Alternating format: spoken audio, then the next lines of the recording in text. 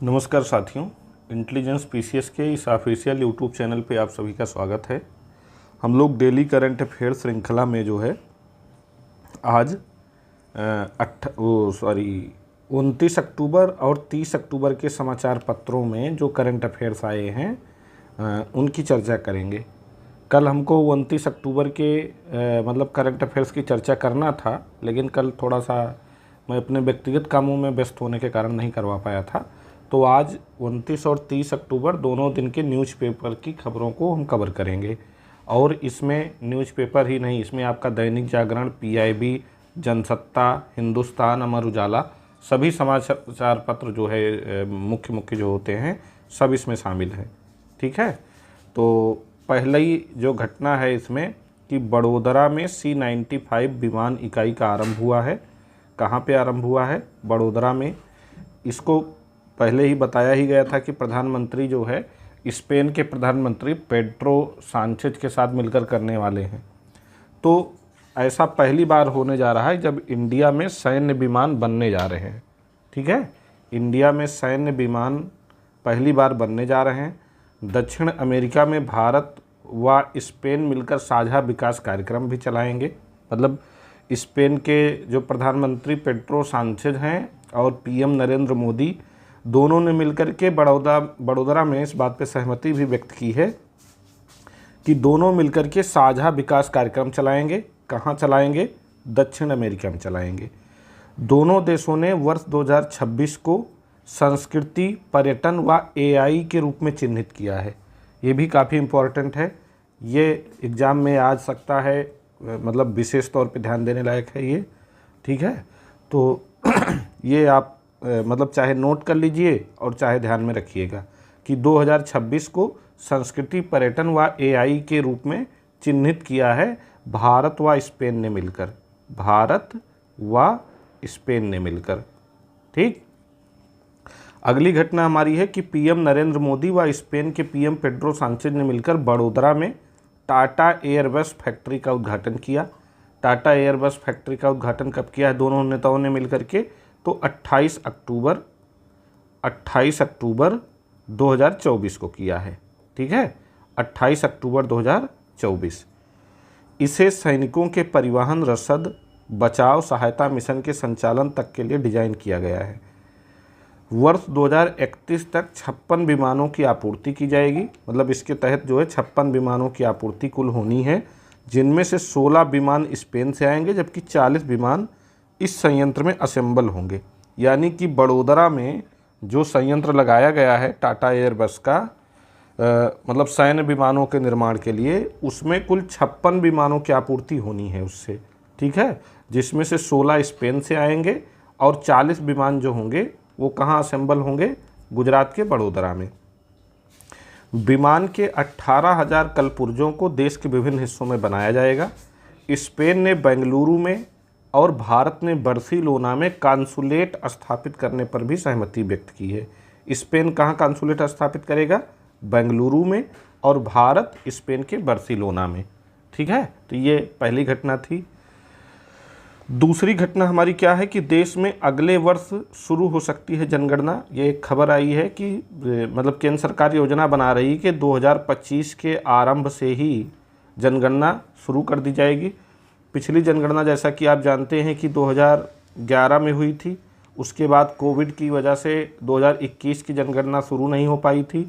तो अब ऐसी संभावना व्यक्त की जा रही है कि केंद्र सरकार 2025 से ही जनगणना शुरू कर देगी।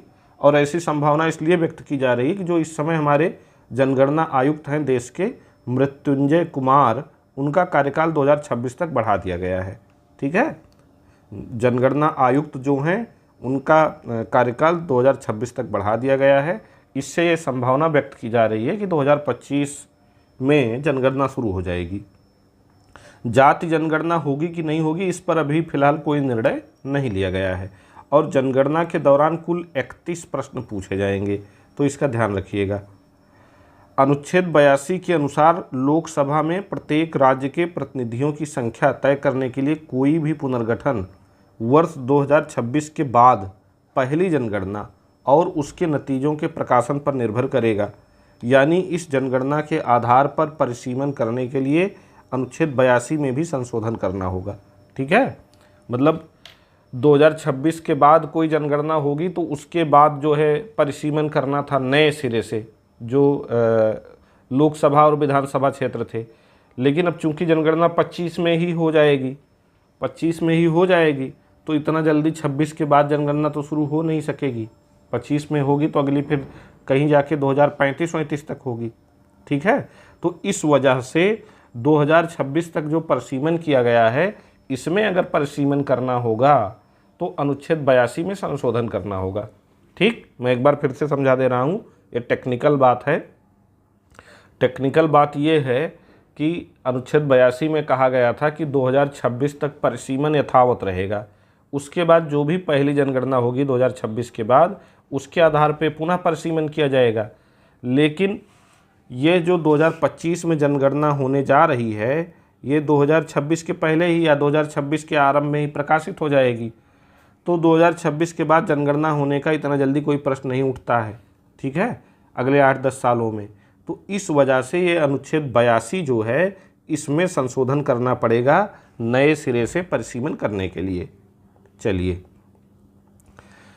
अगली महत्वपूर्ण घटना है 12,850 करोड़ रुपए की स्वास्थ्य परियोजनाओं का शुभारंभ पीएम करने वाले हैं या कर चुके हैं कल। ठीक है, कहाँ? भगवान धन्वंतरी की जयंती तथा 9वें आयुर्वेद दिवस के अवसर पर। कल जैसा कि जानते हैं कि हम लोगों का पवित्र त्यौहार धनतेरस था। तो धनतेरस के दिन ही विश्व आयुर्वेद दिवस मनाया जाता है। ठीक है, भारत सरकार धनतेरस के दिन ही आयुर्वेद दिवस मनाती है, विश्व नहीं, राष्ट्रीय आयुर्वेद दिवस कह लीजिए। तो आयुर्वेद दिवस जो है, उसी अवसर पर प्रधानमंत्री 12,850 करोड़ रुपए की स्वास्थ्य परियोजनाओं का इन्होंने उद्घाटन किया है। ठीक, और उसमें सबसे मुख्य परियोजना क्या शामिल है? 70 वर्ष से अधिक सभी बुजुर्गों को स्वास्थ्य सुरक्षा बीमा योजना के दायरे में लाना। चाहे जितनी आय वाले बुजुर्ग हों, 70 प्लस अगर उनकी एज है, तो वो सब जो है इस स्वास्थ्य सुरक्षा बीमा योजना के अंतर्गत आ जाएंगे। यानी पीएम जय, जन आरोग्य योजना, शार्ट में इसको जय कह लेते हैं, जन आरोग्य योजना के दायरे में आ जाएंगे।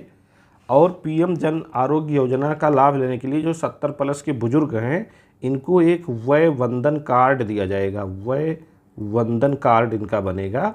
ठीक है, वय वंदन कार्ड जारी होने के बाद इनके पास 5 लाख रुपए तक का इलाज मुफ्त रहेगा। 5 लाख रुपए सालाना। ठीक है, इकाई, दहाई, सैकड़ा, हज़ार, 10,000, लाख, इकाई, दहाई, सैकड़ा, हज़ार, 10,000, लाख, 10 लाख। ठीक है, 5 लाख रुपए तक का, इकाई, दहाई, सैकड़ा, हज़ार, 10,000, लाख, हाँ, तो 5 लाख रुपए तक का जो है कह लीजिए कि सालाना ये रहेगा। और वय वंदन कार्ड इनका जारी होगा। इसके अलावा एम्स ऋषिकेश, पटना, रायबरेली समेत 11 एम्स के लिए ड्रोन सेवा की शुरुआत भी प्रधानमंत्री जी ने कल की है। कल यानी 29 अक्टूबर 2024 को। ठीक, 29 अक्टूबर 2024 को ऋषिकेश, पटना, रायबरेली सहित 11 एम्स के लिए ड्रोन सेवा की शुरुआत भी प्रधानमंत्री जी द्वारा की गई है। नौसेना प्रमुख एडमिरल दिनेश कुमार त्रिपाठी ने भारत मंडपम नई दिल्ली में स्वावलंबन प्रदर्शनी 2024 का उद्घाटन किया है। ठीक है, किसने किया है?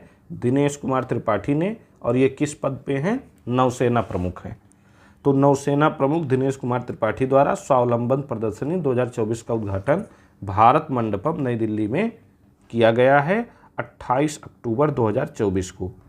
28 अक्टूबर 2024 को। हालांकि डेट उतनी महत्वपूर्ण नहीं होती है, महीना जान लेना और कहाँ उद्घाटन हुआ इतना जान लेना ही ज़रूरी होता है, लेकिन फिर भी एक बार डेट देख लिया करिए, हो सकता है कभी कभी पूछ ही ले तो क्या करेंगे। अनुसूचित जातियों को कोटे में कोटा प्रदान करने वाला दूसरा राज्य कर्नाटक बन गया है। पहला कौन था? हरियाणा था। कोटे में कोटा का मतलब इन सरकारों का मानना है कि जो एससी समुदाय है उनके लिए जो आरक्षण रखा गया, जो आरक्षण का दायरा है उनका, उसमें जो सशक्त समुदाय है, उनमें जो सशक्त जातियां हैं या जो अगड़ी जातियां हैं, उन्हीं को इन योजनाओं का लाभ मिल रहा है। बाकी जो हाशिए पे लोग हैं वो इससे वंचित रह जा रहे हैं। इस वजह से जो अनुसूचित जातियों का कोटा है उनके कोटा में भी कोटा निर्धारित किया गया है ताकि जो हाशिए पे मौजूद लोग हैं उनको भी उसका लाभ मिलता रहे। और ऐसा पहले हरियाणा ने किया, अब कर्नाटक में भी मतलब ये लागू हो गया है। तो कोटे में कोटा लागू करने वाला अनुसूचित जातियों के लिए पहला राज्य हरियाणा है, दूसरा कर्नाटक हो गया है। विश्व का सबसे ऊंचा ग्रीन हाइड्रोजन ऊर्जा केंद्र कहाँ लगाया गया है? तो लद्दाख के लेह में लगाया गया, एनटीपीसी के सहयोग से लगाया गया है। ठीक है, लद्दाख के लेह में एनटीपीसी के सहयोग से स्थापित किया गया है। और अगर स्थान पूछ लेगा तो चोगल गसर नामक स्थान पे। क्या नाम स्थान का है? चोगल गसर। और कुल ऊंचाई पूछ लेगा तो 11,500 फीट इसकी ऊंचाई है। ठीक है, 11,500 फीट इस संयंत्र की ऊंचाई है। ग्रीन हाइड्रोजन संयंत्र या ग्रीन हाइड्रोजन ऊर्जा केंद्र। ग्रीन हाइड्रोजन क्या होता है आप हमको कमेंट करके ज़रूर बताइएगा। और जो भी कमेंट करने के लिए कहें, भले ही गूगल करके करिए लेकिन उसको कमेंट ज़रूर करिए। इससे क्या होगा, आपको कॉन्फिडेंस आएगा, पेपर में आएगा तो आपको एडिशनल जानकारी संबंधित टॉपिक से रहेगी, आप गलत करके नहीं आएंगे पेपर में। और इसका शिलान्यास माननीय प्रधानमंत्री जी द्वारा ही 2022 में किया गया था। ये संयंत्र जो स्थापित हो गया है अब, इसका शिलान्यास प्रधानमंत्री नरेंद्र मोदी ने अगस्त 2022 में किया था। ठीक, चलिए, भारत के शीर्ष 3 रक्षा निर्यातक इस समय कौन है? अमेरिका है, फ्रांस है और आर्मेनिया है। ठीक है, भारत के शीर्ष 3 रक्षा निर्यातक या रक्षा संबंधी सामानों की सबसे बड़ी आपूर्तिकर्ता भारत के लिए कौन है? तो अमेरिका, फ्रांस और आर्मेनिया। भारत वर्तमान में विश्व के 100 से अधिक देशों को सैन्य उपकरण निर्यात कर रहा है। वर्ष 2014-15 से उत्पादन के मूल्य में लगभग 3 गुना की वृद्धि दर्ज की गई है। 2014-15 में उत्पादन 46,429 करोड़ रुपए था, जो विगत वित्तीय वर्ष में मतलब पिछले साल 2000 यानी वित्तीय वर्ष 2023-24 में ये आंकड़ा कितना हो गया है? 1,27,265 करोड़। ठीक है, 3 गुना की वृद्धि हुई है। यानी पहले 14-15 में कितना था? 46,429 करोड़, और जो पिछले वित्तीय वर्ष में 1,27,265 करोड़ हो गया है। इसमें निजी क्षेत्र का योगदान अगर पूछा जाएगा तो 21% का है। ठीक है, निजी क्षेत्र का योगदान इसमें 21% का है। तो ये ध्यान रखिएगा।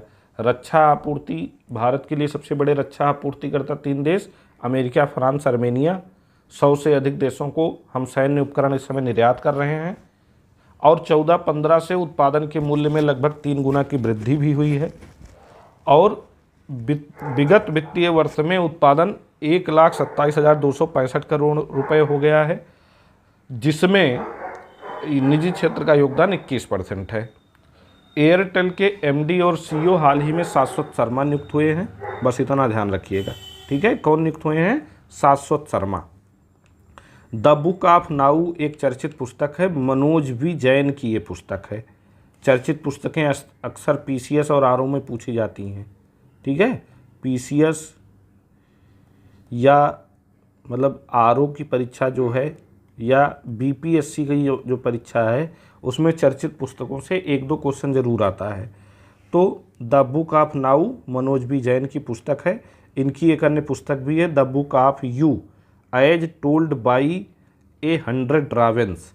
ठीक है, the book of you as told by a 100 ravens, ये इनकी पहली पुस्तक है। और इनकी दूसरी पुस्तक जो अभी चर्चा में है वो द बुक ऑफ नाउ है।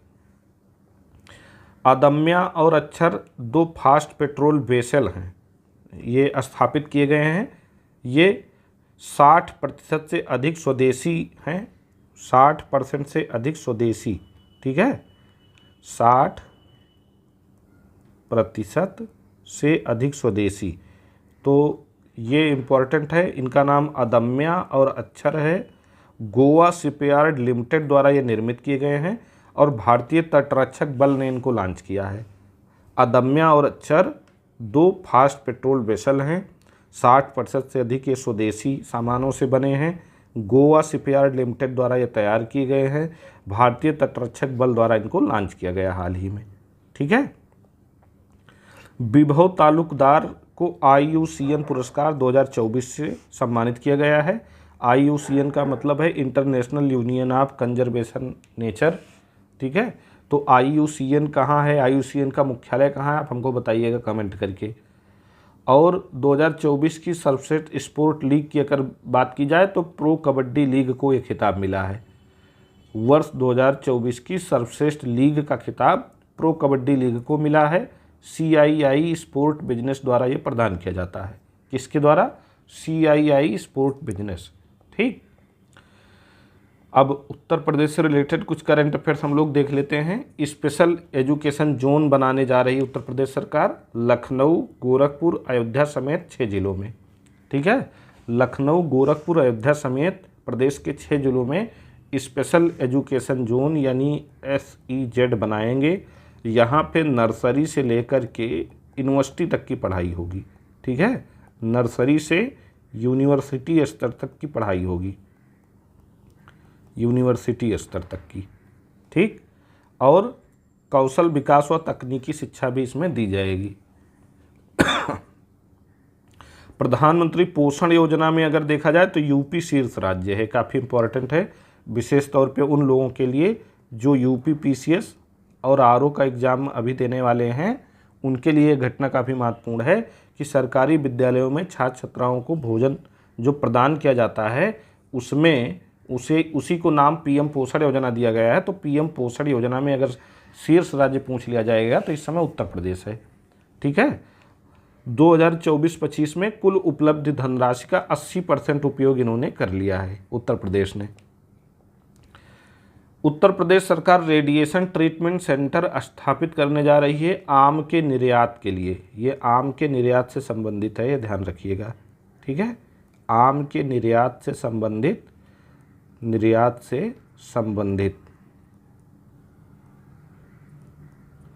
रेडिएशन ट्रीटमेंट सेंटर कहाँ स्थापित करने जा रही है? नोएडा के जेवर में। और ये उत्तर भारत का पहला रेडिएशन ट्रीटमेंट सेंटर होगा, ठीक। चलिए, ये तो हो गए 29 तारीख के करंट अफेयर्स। आज के करंट अफेयर्स हम लोग देख लेते हैं। वही ऊपर जो बताया गया है कि 70 वर्ष से अधिक उम्र के बुजुर्गों के लिए आयुष्मान भारत योजना शुरू की गई है माननीय प्रधानमंत्री जी द्वारा। 29 अक्टूबर 2024 को शुरू की गई है। 5 लाख प्रतिवर्ष तक का मुफ्त और कैशलेस सुविधा इसमें मिलेगी। प्रधानमंत्री ने इस अवसर पर ई-विन पोर्टल शुरू किया है। इस पोर्टल की मदद से गर्भवती महिलाओं और बच्चों का समय पर टीकाकरण सुनिश्चित हो सकेगा। ये ई-विन पोर्टल जो है कोविन पोर्टल पर आधारित है। कोविन पोर्टल जो शुरू किया गया था कोरोना काल में, ठीक है, इसी कोविन पोर्टल से ही लोगों का वैक्सीनेशन हुआ था, तो उसी की तर्ज पे ई-विन पोर्टल शुरू किया गया है। ये 29 अक्टूबर 2024 को माननीय प्रधानमंत्री जी ने इसका उद्घाटन किया है। 9वां आयुर्वेद दिवस पर प्रधानमंत्री जी ने 12,855 करोड़ रुपए की विभिन्न परियोजनाओं का लोकार्पण किया। ऊपर हमने बता ही दिया कि करने वाले थे तो वो अब कर चुके हैं। और 9वें आयुर्वेद दिवस पर प्रकृति संरक्षण अभियान भी प्रधानमंत्री जी ने शुरू किया है। क्या शुरू किया है? प्रकृति संरक्षण अभियान। आयुष्मान वय वंदन कार्ड के माध्यम से बुजुर्गों को इलाज मिलेगा, ऊपर बताया जा चुका है, ठीक। चलिए, शहरी क्षेत्रों के भू अभिलेख का डिजिटलीकरण जो है भारत सरकार करने वाली है। जैसे ग्रामीण क्षेत्रों का भू अभिलेख डिजिटल कर दिया गया है, ठीक वैसे ही अब शहरी क्षेत्रों का भी भू अभिलेख डिजिटलीकरण का काम शुरू किया जाएगा। अगर ग्रामीण क्षेत्रों की बात की जाए तो लगभग 95% ग्रामीण क्षेत्रों के भू अभिलेख का डिजिटलीकरण किया जा चुका है। ठीक इसी प्रकार अब शहरी क्षेत्रों का भी डिजिटलीकरण जो है सरकार करेगी। इसके तहत भारत सरकार का भूमि संसाधन विभाग शहरी क्षेत्रों की भूमि भवनों की एक्सरे रिपोर्ट तैयार करेगा। ग्राउंड ट्रूथिंग कहलाने वाली इस प्रक्रिया के बाद सरकार के पास शहरी क्षेत्र की 1-1 इंच भूमि का डिजिटल रिकॉर्ड हो जाएगा। इसके लिए राष्ट्रीय भू स्थानिक ज्ञान आधारित शहरी सर्वेक्षण कार्यक्रम 120 से 130 शहरों में शुरू किया जाएगा, ठीक है। तो 95% से अधिक ग्रामीण भूमि का डिजिटलीकरण किया जा चुका है। इसी तर्ज पे शहरी क्षेत्र का भी डिजिटलीकरण भारत सरकार करेगी। और भूमि संसाधन विभाग जो है इसकी एक्सरे रिपोर्ट तैयार करेगा। ग्राउंड ट्रूथिंग इसको नाम दिया गया है, और 120 से 130 शहरों का भूस्थानिक डेटा जो है तैयार किया जाएगा। ये महत्वपूर्ण जानकारी इस टॉपिक में है। आयुर्वेद दिवस 29 अक्टूबर 2024 को इस बार मनाया गया है। वर्ष 2016 में पहली बार ये दिवस मनाया गया था। आयुष मंत्रालय इस दिवस को मनाता है। ठीक है। धन्वंतरी जयंती यानी धनतेरस के अवसर पर प्रत्येक वर्ष से मनाया जाता है। और अब की बार की थीम जो थी, इस बार ये 9वां आयुर्वेद दिवस था और इसकी थीम थी वैश्विक स्वास्थ्य के लिए आयुर्वेद नवाचार। ये इम्पोर्टेंट है, ध्यान रखिएगा, वैश्विक स्वास्थ्य के लिए आयुर्वेद नवाचार। देश के पहले आयरन मैन तेजस्वी सूर्या बने हैं, जो बीजेपी सांसद हैं, बीजेपी एमएलए हैं ये, ठीक, सॉरी बीजेपी एमपी हैं, एमएलए नहीं, बीजेपी सांसद हैं, मेंबर ऑफ पार्लियामेंट हैं। तो ये देश के पहले आयरन मैन बने हैं। गोवा में आयोजित 70.3 ट्रायथलॉन चैलेंज को इन्होंने पूरा करके इतिहास रचा है और इन्हें प्रधानमंत्री जी ने बधाई भी दी है। तो तेजस्वी सूर्या इनका नाम है, ध्यान रखिएगा। वर्ष 2024 के सर्वश्रेष्ठ फुटबॉलर का पुरस्कार दिया गया है। सर्वश्रेष्ठ फुटबॉलर का जो है बैलन डीआर पुरस्कार जो दिया जाता है, उसमें सर्वश्रेष्ठ पुरुष खिलाड़ी रोड्री को मिला है, जो स्पेन के हैं। सर्वश्रेष्ठ महिला खिलाड़ी का खिताब एटाना बोनामाती को मिला है। एटाना बोनामाती ये भी स्पेन की हैं। ठीक है। पुरुष में रोड्री, ये भी स्पेन के हैं। महिला में एटाना बोनामाती, ये भी स्पेन की हैं। सर्वश्रेष्ठ पुरुष क्लब रियल मैड्रिड को चुना गया है और सर्वश्रेष्ठ महिला क्लब बार्सिलोना फेमिनी को चुना गया। किसको? बार्सिलोना फेमिनी। एक बड़ी खबर चीन के बेल्ट एंड रोड इनिशिएटिव के विषय में है कि भारत पहले ही चीन के बेल्ट एंड रोड इनिशिएटिव का विरोध कर ही रहा था। अब भारत के समर्थन में या भारत की ही राह पर दूसरा ब्रिक्स देश ब्राज़ील भी चल पड़ा है। उसने भी चीन के बेल्ट एंड रोड इनिशिएटिव में शामिल होने से मना कर दिया है। BRI में शामिल होने से मना कर दिया है। चीन का बेल्ट एंड रोड इनिशिएटिव जो है मतलब POK से होकर गुजर रहा है, पाक ऑक्युपाइड कश्मीर से होकर गुजर रहा है, इसलिए भारत इसका विरोध करता है। और बेल्ट एंड रोड इनिशिएटिव जो बना रहा है चीन, वो पाकिस्तान के ग्वादर बंदरगाह से शुरू कर रहा है।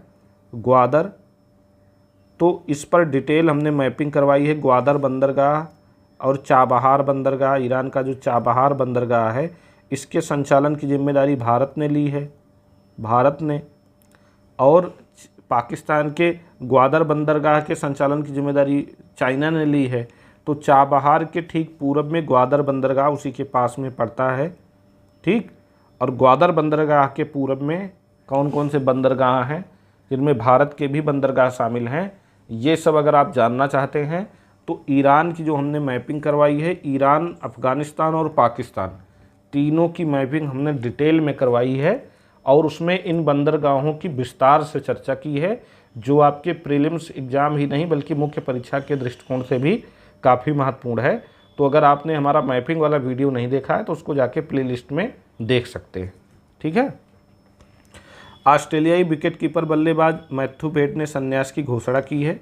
ये ऑस्ट्रेलिया के रहने वाले हैं, बस इतना जान लीजिए, काफ़ी है। जनरेशन लीगेसी अवार्ड नई दिल्ली में प्रदान किया गया है। रून इंडिया का यह प्रतिष्ठित पुरस्कार है।